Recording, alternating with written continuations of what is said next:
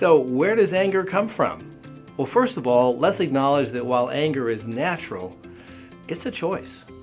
You get to decide whether or not you are angry about something. Let's take a look at some of the root causes of anger.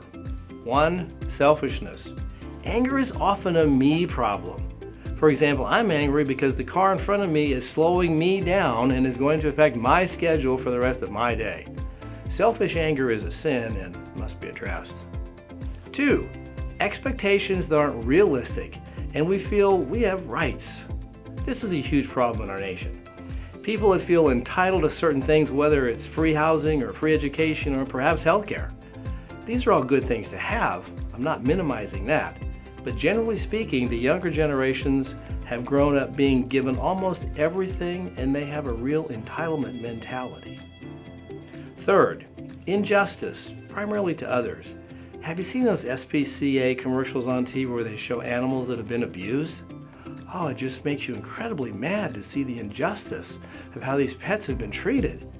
Even worse is the unjust treatment of children, abused, neglected, and worse. Number 4, the frustration bucket.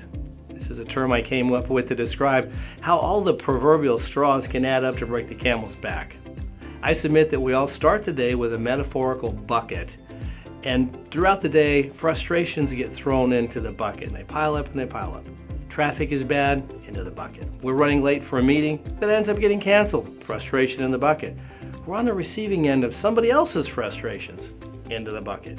Each time our frustration bucket gets a little fuller and fuller.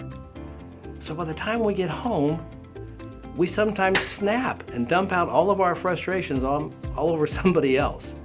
To make matters worse, they often have their own frustration book and it might also be full. Not a good combination.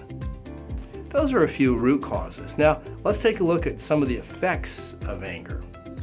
You probably already know most of the ways that anger manifests itself.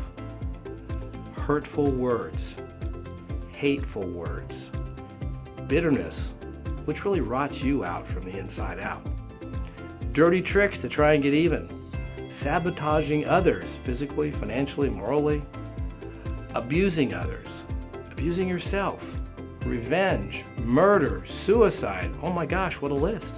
I don't have to tell you that anger can cause significant damage, both to the individual experiencing it and those around that person. This is why as believers we must discern the cause of our anger, determine if it's righteous anger, and respond in a manner that is appropriate and pleasing to God.